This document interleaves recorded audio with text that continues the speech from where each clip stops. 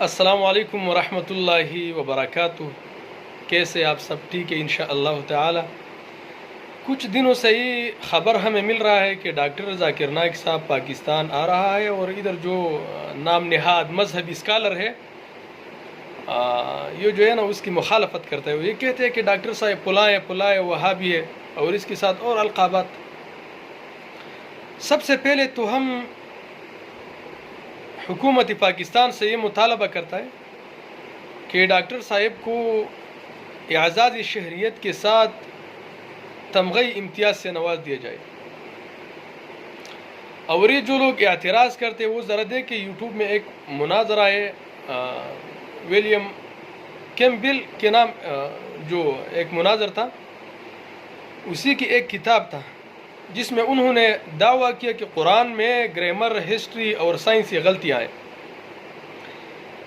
جس پہ انہوں نے پوری مسلم کمیونٹی کو چیلنج کر دیا، اور یہ کہا کہ آپ لوگ آئے اور مجھے غلط ثابت کیجیے۔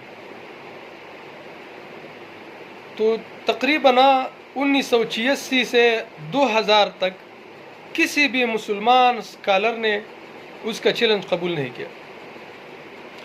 پھر 2000 میں ڈاکٹر ذاکر نائک نے سفر باندھا اور یہ اسی کے چیلنج قبول کر دیا، اور وہاں گیا۔ اس کے ساتھ تقریباً 6 گھنٹوں کا وہ طویل مکالمہ ابھی بھی یوٹیوب پر موجود ہے، کیونکہ وہاں دلائل جذباتی نعروں سے نہیں تھا بلکہ سائنس سے قرآن کو منوانا تھا۔ 1 اپریل 2000 میں چیلنج قبول کرتے ہوئے ڈاکٹر ذاکر نائک نے اس کے ساتھ مناظرہ کیا، اور قرآن پہ تمام اعتراضات کا عقلی بنیادوں پر صرف جواب ہی نہیں دیا بلکہ منوایا بھی۔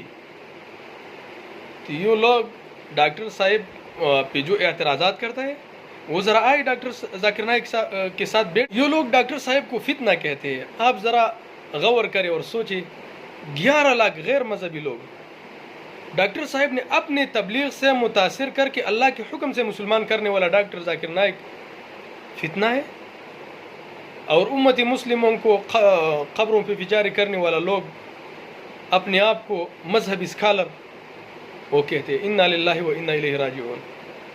ہم اپنی طرف سے، اپنے موحدین بھائیوں کی طرف سے ڈاکٹر صاحب کو ویلکم کہتے ہیں، اور پاکستان آنے پہ خوش آمدید کہتے ہیں۔ آئے انشاءاللہ تعالی، کوئی خطرہ آپ کی جان کو نہیں ہوگا، اور آپ ہماری مناظر اسلام امت مسلمہ کا ایک عظیم لیڈر لوگوں سے درخواست کرتا ہے کہ فرقہ پرستی سے بالاتر ہو کر ڈاکٹر ذاکر نائک کا پرجوش استقبال ہونا چاہیے۔ سب لوگ اکٹھے ہو جائے اور ڈاکٹر صاحب کا استقبال کیجیے۔ جزاک